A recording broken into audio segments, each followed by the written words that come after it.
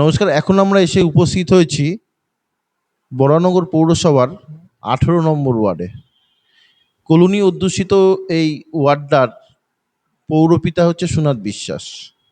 দীর্ঘ জীবন দীর্ঘদিন যাবৎ এখানকার টিএমসির ভরসাযোগ্য পৌরপিতা হিসেবে নিজের ধারাবাহিক কর্মকাণ্ডের উপস্থাপন করেছে সকলের কাছে।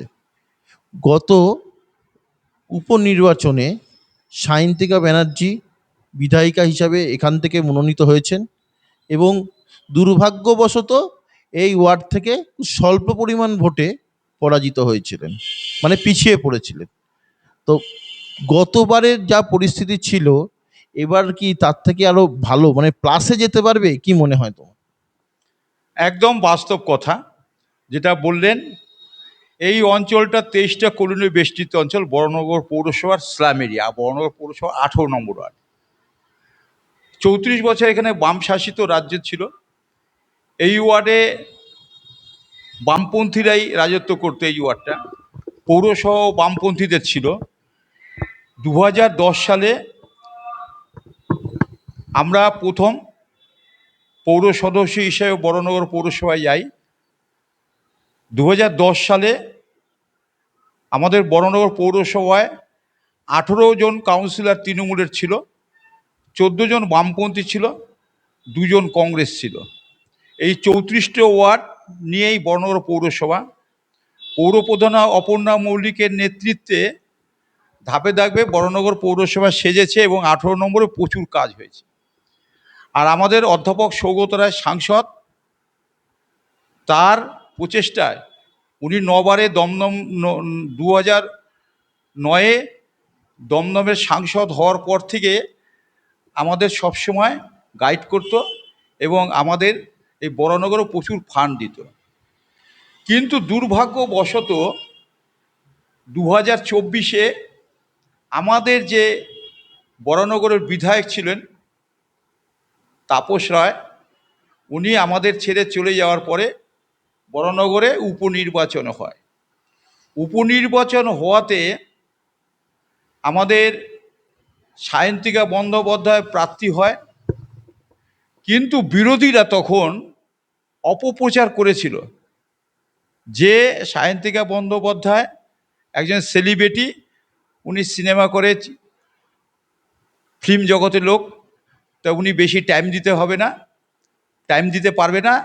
বিরোধীদের এইসব চক্রান্ত করে, সিপিএম, কংগ্রেস, বিজেপি সব চক্রান্ত করে মানুষকে বুঝিয়েছিল। তাই আমরা খুব কম মার্জিনে বরানগর থেকে জিতেছিলাম এবং আমাদের ওয়ার্ডও 200-র উপরে মাইনাস হয়েছে। কিন্তু এই 1.5 বছরে, 2 বছর হলেও উনি টাইম পেয়েছে 1.5 বছর মতন। এই 1.5 বছরে বরানগরের বিধায়ক সায়ন্তিকা বন্দ্যোপাধ্যায় বরানগরের জন্য যেরকমভাবে কাজ করেছে, প্রত্যেক ওয়ার্ডে যেরকমভাবে কাজ করেছে, আমাদের ওই 18 নম্বর ওয়ার্ডেও যেরকমভাবে কাজ করেছে, আমরা আশা রাখি এই 26-এর নির্বাচনে বরানগর থেকে প্রায় 30,000 উপরে বিধায়ক সায়ন্তিকা বন্দ্যোপাধ্যায় দ্বিতীয়বারের জন্য পুনরায় নির্বাচিত হয়ে বিধানসভায় যাবে এবং আমাদের বাংলার মুখ্যমন্ত্রী মমতা বন্দ্যোপাধ্যায় চতুর্থবারের জন্য নির্বাচিত হয়ে ভবানীপুর থেকে আবার উনি মুখ্যমন্ত্রী হবেন। বলার কোনো অবকাশ থাকে না, নিন্দুকেরা অনেক কথাই বলবে, কিন্তু এবার আমরা বরানগর থেকে বিশাল মার্জিনে সায়ন্তিকা বন্দ্যোপাধ্যায় জিতছে জিতছে জিতছে। আমরা যদি গত পৌর উপনির্বাচনের সংখ্যা তত্ত্বের উপর নজর রাখি, তো আমরা দেখছি যে তোমার এখান থেকে টিএমসি যে ভোটটা পেয়েছিল, আগে যেটা পেয়েছিল তাপস রায়ের কাছে, সেই ভোটটাই রয়েছে। সিপিএম এর ভোটটা সুইচ হয়ে বিজেপিতে গেছে। তো এবারও আমরা বিভিন্ন সূত্রে পাওয়া খবর থেকে আমরা দেখতে পাচ্ছি যে সিপিএম এর থেকে, বরানগরের সিপিএম এর নেতৃত্ব থেকে ইনস্ট্রাকশন রয়েছে যে তাদের ভোটটা সুইচিং করে বিজেপিতে আসার। এবং আরও যদি এর বিষয় বলা যায়, তাহলে আমরা দেখতে পাচ্ছি যে একের পর এক, হয়তো তুমি বললে যে সায়ন্তিকা ব্যানার্জি 1.5 বছরে কাজ করেছে, সায়ন্তিকা ব্যানার্জির ম্যাক্সিমাম লিডটা ছিল উত্তর বরানগরের থেকে, বিশেষ করে আলমবাজার অধ্যুষিত এলাকা থেকে। সায়ন্তিকা ব্যানার্জি বলেছিলেন যে আলমবাজারের মিল, যেটা সবথেকে বড় প্রশ্নচিহ্ন ছিল, যে যেটা মিল আবার খুলিয়ে দিতে পারবে বলেছিল, সেই মিল খুলেনি। মানে সেই ব্যর্থতাও রয়েছে 1.5 বছরের মধ্যে থেকে। ওই ওয়ার্ডের 5, 6, 7 এই ওয়ার্ডগুলোতে এখনো পর্যন্ত সেই ক্ষোভটা রয়েছে, যে দিদি যে প্রতিশ্রুতিটা দিয়েছে সেই প্রতিশ্রুতিটা দিতে পারেনি। তো এই যে মিশ্র প্রতিক্রিয়া, যে সিপিএম এর ভোটটা যদি আবার বিজেপিতে পড়ে, এবং তার থেকে সব থেকে বড় বিষয় হচ্ছে এসআইআর। আমি জানি না তোমার এখান থেকে কতজন এসআইআর নাম বাদ গেছে। এই কলোনি অধ্যুষিত এলাকায় সম্ভবত সব থেকে বেশি বাদ যাওয়ার কথা রয়েছে। তো এই পরিস্থিতির মধ্যে থেকে কিভাবে, মানে কোন হিসেবে তুমি বলছো আমি এগিয়ে রাখবো, এটা যদি একটু বলো। একদম বাস্তব কথা বলছেন। আমরা প্রত্যেক বাড়ি বাড়ি যাচ্ছি, বাড়ি বাড়ি গিয়ে বলছি যে উন্নয়ন করছে মমতা বন্দ্যোপাধ্যায়, উন্নয়ন করছে তৃণমূল কংগ্রেস, এসআইআর করলো বিজেপির অঙ্গুলিহানে নির্বাচন কমিশনে কিভাবে বাদ দিল, 24-এর নির্বাচনে লোকসভায় এই মোদি এদের ভোটে নির্বাচিত হয়ে পার্লামেন্টে গেল, প্রধানমন্ত্রী হলো, অমিত শাহ এদের নির্বাচনে নির্বাচিত হয়ে উনি স্বরাষ্ট্রমন্ত্রী হলেন। তাই মানুষকে বলছি, সব জনগণকে গিয়ে বলছি যে কোনো ভোট অন্য জায়গায় দেবেন না। সিপিএমকে ভোট দেওয়া মানেই আপনার একদম আপনার ভোটটা নষ্ট করে দেওয়া। যদি উন্নয়ন রাখতে চান, উন্নয়নের গতি আরও বাড়াতে চান, বাংলার মুখ্যমন্ত্রী প্রায় এই 3 টার্মে 100-র উপরে মানুষের জনমুখী প্রকল্প করেছে, দৃষ্টান্তমূলক সারা ভারতবর্ষে এরকম নেই। তাই আমরা মানুষকে বাড়ি বাড়ি গিয়ে একদম প্রচার করছি যে আপনার মূল্যবান একটা ভোট মানে মূল্যবান ভোট, এই ভোটটি একদম জোড়া ফুলে তৃণমূলে, জোড়া ফুলে তৃণমূলে, জোড়া ফুলে তৃণমূলে, অন্য কোনো দিকে তাকাবেন না। অন্য কোনো দিকে যদি ভোট যায়, তারা কিন্তু অন্য অন্য রাজ্যে যেমন মারপিট দাঙ্গা, বাঙালি খেদাও বাঙালি তারাও, আসামে দেখা যাচ্ছে কীরকমভাবে কাজ হচ্ছে। আমরা মানুষকে এটা বলছি, মানুষ কিন্তু বুঝতে পারছে, হ্যাঁ ঠিক কথা। এই যে আমাদের যেই মানুষগুলো বাইরে ধরুন কাজে যাচ্ছে, কিভাবে বাংলা কথা বলে, বাংলা ভাষা বলে, উড়িষ্যায় কীরকম মারপিট করছে, বিহারে কেমন মারছে, মানুষ কিন্তু টিভির পর্দায় সব কিছু দেখতে পাচ্ছে।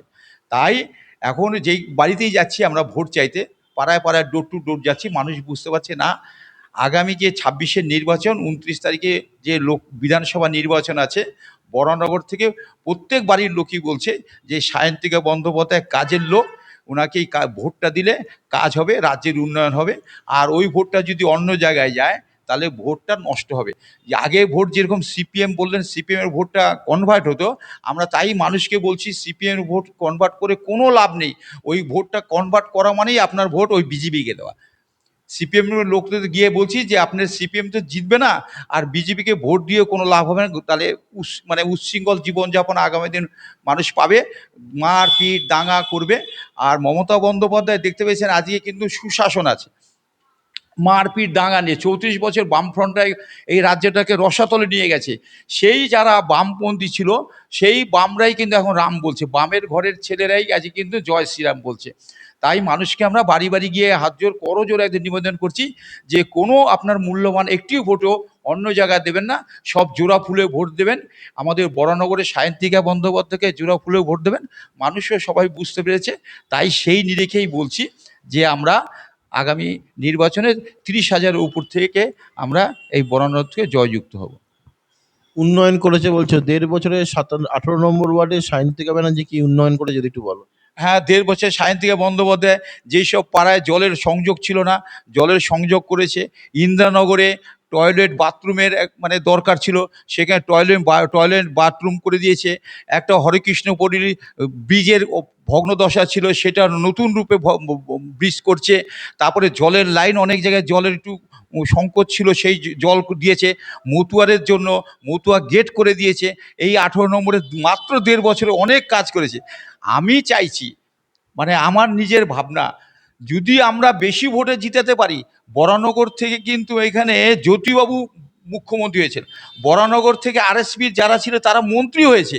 আমি বলতে চাইছি যে আমাদের বরানগর থেকে, আমি সবাই বাড়ি দেবে যে আমি অন্য জায়গায় না, আমি 18 নম্বরে যারা আছে তাদের বাড়ি বাড়ি গিয়ে বলছি যদি আপনারা একটু বেশি ভোট দিতে পারেন, তাহলে আমরা দাবি রাখতে পারবো যে সায়ন্তিকা বন্দ্যোপাধ্যায় শুধু বিধায়ক না, আমরা যদি সায়ন্তিকা বন্দ্যোপাধ্যায়কে মন্ত্রী রূপে পাই আগামী দিনে, তাহলে কিন্তু বরানগর মডেল বরানগর হবে। এটাই আমার ভাবনা। কিন্তু এই বরানগরের মানুষদের কিছু ক্ষোভ রয়েছে, বিরোধীরা বলছে যে উন্নয়ন যদি ১.৫ বছরে করেও থাকে, এটাও তো শিওর যে মানতে হবে যে বরানগরের চাকরি দুর্নীতির একটা প্রশ্ন চিহ্ন তুলে দিয়েছে। এখনো পর্যন্ত ইডি সিবিআই বিভিন্নভাবে তদন্ত করছে যে চাকরি দুর্নীতির বিষয়টা নিয়ে। বরানগরে ১.৫ বছরের মধ্যে আমরা দেখতে পেয়েছি আলমবাজারের জুট মিলের কাজ দেখেছি, যেখানে শত শত শত শ্রমিকরা আজ তাদের ঘরেতে বসে গেছে, যেটা সায়ন্তিকা ব্যানার্জি এসেই বলেছিল যে আমি জুট মিল খোলাতে পারবো। এই যে একাধিক এই উন্নয়ন বলতে গেলে তো শুধুমাত্র রাস্তাঘাট, এই তুই বলে যে পাবলিক টয়লেট, এটা নয়। উন্নয়ন মানে হচ্ছে যে অন্য সংস্থান করা। হ্যাঁ, অবশ্যই মমতা ব্যানার্জি তোমার লক্ষ্মীর ভান্ডার করেছে, যুবশ্রী করেছে, কিন্তু সায়ন্তিকা ব্যানার্জি থাকাকালীন আজ এই পরিস্থিতিটা দাঁড়িয়েছে যে জুট মিল, যেটা মিল বলেছিল যে মিলটা আবার খুলবে, সেই মিল বন্ধ হয়ে গেল। তো উন্নয়ন কোনো একটা জায়গা থেকে তোমার স্তব্ধ হয়ে গেছে না, কি মনে হয়? একদম না, ভুল কথা। এই যে বলছেন যে আপনি যে বরানগর পৌরসভায় যে কর্মীদের যে নিয়োগ হয়েছে, একদম বাস্তব কথা। আজকে বলুন তো, ইডি সিবিআই করে আজকেও পর্যন্ত কোনো প্রমাণ করতে পারেছে যে আমাদের বরানগর পৌরসভা কোনো দুর্নীতি হয়েছে? আজকে পর্যন্ত প্রমাণ করতে নেই। শুধু ভোট আসলেই কিন্তু ইডি সিবিআই দেখায়, যেই ভোটটা চলে যাবে আর কোনো তোমার দেখা নাই রে, তোমার দেখা নাই। একদম ইডি সিবিআইটা বিজেপির অঙ্গুলির হ্যান্ডেলে চলছে। বিজেপি যা বলে দিচ্ছে তোতা পাখির মতন তারা কাজ করছে। এই যে দেখেন এসআইআর কি ঠিক মানে সঠিকভাবে হয়েছে? সঠিকভাবে হয়নি। নির্বাচন কমিশনার যেরকমভাবে কাজ করছে, একদম অমিত শাহ আর মোদি যেরকমভাবে ওদের চিরকুট করে পাঠিয়ে দিচ্ছে, বলে দিচ্ছে, একদম সেরকমভাবে কাজ করছে। তাই আমরা বলছি বিরোধীরা অনেক কথা বলবে, অনেক কিছু বলবে। সংবাদ মাধ্যমও কিন্তু অনেক রকম কথা বলে। সব সংবাদ মাধ্যমে বলছি না, কিছু কিছু সংবাদ মাধ্যম সঠিক বলে, কিন্তু কিছু কিছু সংবাদ মাধ্যমও কিন্তু মানে ওদের কাছে অনেক সময় বিক্রি হয়ে যায়, ওরা যেরকম বলে বলে। আপনাদের বলছি না সব সংবাদপত্র খারাপ না, যদি সবই খারাপ হয় তাহলে এরকমভাবে দেশ চলতে পারে না। তো ভালো মন্দ নিয়েই আছে। এই যে বলছেন কাজ, আমরাও সব কাজ 100% করতে পারি না, 90% হয়েছে। যে 10% কাজ আজ বাকি আছে, সেই কাজগুলো বাকি হবে। আর যেটা বলছেন বেকারত্ব, বলতে চাইছি যেটা বলছেন, আমাদের এই মাটি মানুষের সরকারের আমলেই যত কিছু কাজ মানুষ করছে। ধরুন অটো কেউ চালাচ্ছে, টোটো চালাচ্ছে, ছোট ছোট শিল্প, ছোট ছোট যেই কাজ যেটুকখানি কর্মসংস্থান করা যায় আমরা করছি। কিন্তু যেরকম ধরেন একটা চাকরি দেওয়ার পরে ওই যে বিজেপি আর সিপিএম একত্রিত হয়ে ওরা কোর্টে চলে যাচ্ছে, সেগুলোকে কিভাবে হ্যাং করা যাবে। আবার যেটা হচ্ছে, আপনি বলুন তো, কেন্দ্রীয় সরকারের বড় বিশাল ক্ষমতা। ওরা বলেছিল, যদি মোদি বলেছিল যে আমরা যদি ক্ষমতায় আসি বছরে 2 কোটি করে বেকারের সমস্যার সমাধান করবো। 2 কোটি 2টো করে বেকারের সমস্যা হয়েছে, সমাধান হয়েছে? বলুন তো বরানগরে কয়টা কেন্দ্রীয় সরকারের চাকরি পেয়েছে? পায়নি। ওরা ঝুট কথা বলেই চলছে, একদম ঝুট ঝুট মানে মিথ্যা কথাই বলছে। আর আমাদের মুখ্যমন্ত্রী, আমাদের সাংসদ অভিষেক বন্দ্যোপাধ্যায় এবং যুবরাজ, এবং আমাদের দমদমের সাংসদ অধ্যাপক সৌগত রায়, বরানগরের বিধায়ক সায়ন্তিকা বন্দ্যোপাধ্যায় যেই কথাগুলো বলে, এবং আমাদের চেয়ারম্যান অপর্ণা মল্লিক যেই কথাগুলো বলে, আমরা যতটা পারবো সের মধ্যেই সীমাবদ্ধ বলি। আমরা অনেক কিছু বলি না। যেমন আমাদের মুখ্যমন্ত্রী বলেছে যুবসাথী প্রকল্পে 1,500 টাকা করে দিতে হবে, 1,500 টাকাও পাচ্ছে। আবার বলেছেন যারা লক্ষ্মী ভাণ্ডার পাতো 1,000-এর পরে আমরা 1,500 করেছি, পাচ্ছে। আমরা এমন কথা বলছি না যে 15 লাখ দেবো, 10 লাখ দেবো, 2 লাখ দেবো। যেটা পারবো না সেটা বলে লাভ নেই। মোদি, অমিত শাহ ঝুট কথা হচ্ছে, মিথ্যা কথা বলে ভোটের বৈতরণী পার হতে গেলে মিথ্যা মিথ্যা প্রতিশ্রুতি দিচ্ছে, কিন্তু আমাদের ভোটের বৈতরণী পার হতে হবে না। আমরা সারা বছরের পর বছর মানুষের সঙ্গে থেকে যেইগুলো তো দেওয়া যায়, যেগুলো করা যায়, সবুজ সাথী, স্বাস্থ্য প্রকল্প। বলুন, একটা মানুষের স্বাস্থ্যের কোনো অবনতি হলে দেখবেন স্বাস্থ্য প্রকল্পে 5 লক্ষ টাকা অনুদান পায় একটা স্বাস্থ্যসাথী কার্ড করতে। মমতা বন্দ্যোপাধ্যায় এগুলো করেছে। এর উপরে নিরিখের উপরেই ভোট হবে। ছোটোখাটো 2-1টা থাকতেই পারে, কোনো ব্যাপার না। অনেকগুলো ভাত নিলে, খাবার খেলে 2-4টে ভাত পড়তেই পারে, ওরকম হতে পারে। কিন্তু কি আলমবাজার মিল? তা আমি বলছি না ছোটোখাটো আলমবাজার মিল নয়, বলছি ধরুন আমরা কাজ করতে হলে একটা রাস্তা করতে গেলাম, ও আরও বাড়ি বলে একটু রাস্তা বাড়াতে হবে, ওটা করতে পারলাম না, আবার পরের লটে সেটা করব। এইগুলোই বলছি, কিছু কিছু কাজ সম্পূর্ণ করতে পারা যায়নি। একটা মানুষের 5 বছরে থাকলে, উনি মাত্র 1.5 বছর হয়েছে, পূর্ণ ক্ষমতা ভাগ গণতন্ত্রের 5 বছর রাষ্ট্রীয় পরিকাঠামোয়, যে উনি যদি পূর্ণ 5 বছর থাকতে পারে, আমি একদম বলে দিচ্ছি এই 26-এর নির্বাচনে উনি জিতছে জিতছে জিতছে। উনি 26 থেকে 31 সাল অবধি যে 5 বছর পূর্ণ ক্ষমতা থাকবে, সায়ন্তিকা বন্দ্যোপাধ্যায় বরানগরে দেবেন মডেল বরানগর হবে, আমি বলে রাখছি। তারপরে আমাকে এসে বলবেন যে সুনাথ বিশ্বাস গুপি কাজ হলো কি না হলো। আমরা জানি, আমরা ভাওতা দিই না, ভাওতা দেয় না। আমাদের মুখ্যমন্ত্রীও কোনো ভাওতা কথা শেখেনি, আমাদের যুবরাজ অভিষেক বন্দ্যোপাধ্যায় কোনো ভাওতা দেয় না, আমাদের সাংসদ, শ্রেষ্ঠ সাংসদ আমাদের পার্লামেন্টে, উনিও ভাওতা দেয় না, আমাদের বিধায়কও সায়ন্তিকা ভাওতা দেয় না, আমাদের যে চেয়ারম্যান আছে উনিও ভাওতা দেয় না। আমাদের টিম মমতা এরকমভাবে চলে, একদম সুন্দরভাবে চলে। আমরা কাজের দেখেই আগামী দিন নির্বাচন হবে। আর সায়ন্তিকা বন্দ্যোপাধ্যায় জিতছে জিতছে জিতছে, আর মমতা বন্দ্যোপাধ্যায় চতুর্থবারের জন্য মুখ্যমন্ত্রী হচ্ছে হচ্ছে হচ্ছে। তৃণমূলের প্রধান প্রতিপক্ষ এবারে অন্তত সজল ঘোষ, আগের বারের প্রচার দেখা গেছে এবারও আরো ক্ষুরধার প্রচার করছে। তো কি মনে হয় তাকে যে এই সজল ঘোষ যেভাবে প্রচার করছে জয়টা ছিনিয়ে নেবে না তো? সজল ঘোষকে মানুষ চেনে, যে উনি কিরকম পরিবার থেকে কিরকম ভাবে। আজকে ধরুন, কিন্তু কিন্তু মানুষ তো এটাও দেখেছে একটা ভালো সংগঠক, একটা কলকাতার বুকে এত ভালো একটা পুজোর ওনার তত্ত্বাবধানে হচ্ছে, মানুষের ঘরে ঘরে পৌঁছে যাচ্ছে ওনার যেভাবে উনি প্রচার করছেন। তো সেখান থেকে এবং আমার মনে হয় শেষ তিনটে বিধানসভা নির্বাচনে সব থেকে কম প্রতিদ্বন্দ্বিতায় উনি হেরেছেন। এটাও একটা ওনার প্লাস পয়েন্ট রয়েছে। কি বলবে পুরো বিষয়টা নিয়ে? যেটা বলার, রাজনীতির যারা লোক, রাজনীতির যদি মানে যে চেয়ারে বসবে, মানুষ চায় একদম সুস্থ মস্তিষ্কে, ভালো মাথা, ঠান্ডা মাথা, সবাইকে চলার নিয়ে লোক। সেটা সেটা হচ্ছে সায়ন্তিকা বন্দ্যোপাধ্যায়, সবাই চলার নিয়ে লোক। আর হচ্ছে ওনার কথাবার্তায় দেখতে পাচ্ছেন যে শুধু প্রচারে যাচ্ছে, কীরকমভাবে উক্তি দিচ্ছে। উনি বলুক তো, ইশতেহার দেখাক যে কি করবে। আজকে পর্যন্ত বলতে পারছে যে আমি জেতার পরে এই করবো এই করবো, করতে হবে না। কোথাও একটা ভাঙা স্ল্যাব পড়ে আছে, ভাঙা স্ল্যাবটা দেখাচ্ছে, হতেই পারে। অত বড় কাজ হচ্ছে সেটা দেখাচ্ছে না তো। 1 কোটি টাকার কাজ হচ্ছে দেখাচ্ছে না, 50 লক্ষ টাকার কাজ হচ্ছে দেন, একটা স্ল্যাব ভাঙা ওইটা দেখাচ্ছে। আর ওনার শুধু দাদাগিরি, বদমাশি, মানে ওরকমভাবে মানে কথা বলে, ওগুলো আমরা শিখিনি, আমাদের শিষ্টাচারও হয়নি ওরকমভাবে শেখার বলার। আমরা ওরকমভাবে বলবো না, মানুষ বুঝতে পারে ওই সব কথা বলে ভোটের পৈতরণী পাওয়া হওয়া যায় না। শান্ত শিষ্টভাবে যারা চলে তারাই কিন্তু চেয়ারটা পায়। সারাদিন কিভাবে প্রচারের শিডিউলটা রেখেছো তুমি? এমনিও জানি আমরা সকালে ঘুম থেকে উঠে পুরো এলাকাটা তুমি টহল দাও, দেখো কার কি পুজো রয়েছে। তো এই এখন প্রচারটা কিভাবে করছো? সায়ন্তিকা ম্যাডাম প্রচারে এসেছিল তোমার এখানে। আমি যেটা বলছি, আমার 23টা কলোনি বেষ্টিত অঞ্চল, শুধু ভোটের জন্য নয়, আমাকে সারা বছর, আমি হোল টাইমার, আমাকে সারা বছর পায়। আমার ফোন নাম্বার, এমন কোনো বাড়ি নেই যে আমার ফোন নাম্বারটা তারা যায় না। আমি 10 সাল থেকে কাউন্সিলর আছি, আজকে 26, প্রায় 15 বছর পার হয়ে 16 বছর। প্রত্যেক বাড়ি বাড়ি আমাকে চেনে। কোনো কিছু অসুবিধা হলে ফোনের, আমার রাত্রে সারা রাত্রি আমার ফোন খোলা থাকে। কোনো লোকের কোনো প্রবলেম হলে ফোন করে, আমি কিন্তু রাত্রেবেলা ওই বাড়িতে গিয়ে মানে চলে যাই। আমি কাউকে নিতে হয় না, আমি একা গিয়েই তার বাড়ির কোন সমস্যা আছে সেই সমাধানটা সারা বছরই করি। সেই ভোটের জন্য শুধু কোনো কিছু প্রচার করতে হয়, ভোটের প্রচার তো আছেই, ভোটের প্রচার সারা বছর যারা থাকে, ওই শুধু ভোটের সময় পড়াশোনা, মানে পরীক্ষার সময় পড়াশোনা করে লাভ হয় না। সারা বছর যারা মানুষের সঙ্গে থাকে, ওই তাতে আর কোনো প্রবলেম হয় না। আর যারা শুধু ওই যে বললেন 2.5 বছর 2 বছর আগে একবার এসেছিল, শুধু তখন বলে আমাকে একবার দেখুন একবার দেখুন। একবার দেখে কি হবে, সারা বছর যে আছে, এই যে 1.5 বছর সায়ন্তিকা বন্দ্যোপাধ্যায় সবার সঙ্গে ছিল, আমরা 15 বছর সবার সঙ্গে আছি, মানুষ এবার দেখে নিচ্ছে। সবাই বলছে এইবার জেতার কোনো অসুবিধা নেই, কত ভোটে জিতবে সেটা শুধু অপেক্ষায়। সজল বসু মানে হাওয়ায় উড়ে যাবে, কোনো ব্যাপার। এসআইআর এ কতজনের নাম বাদ গেছে এখান থেকে? এসআরে প্রায় 800-র মতো নাম বাদ গেছে এরকম, যেগুলো বাদ যাওয়া কাম্য নয়। যারা এখানে বসবাস করছে, থাকছে, তাদের নামও বাদ গেছে। বললাম না, এটা তালিবান শাসন। মমতা বন্দ্যোপাধ্যায় মানুষকে রাখতে চাইছে।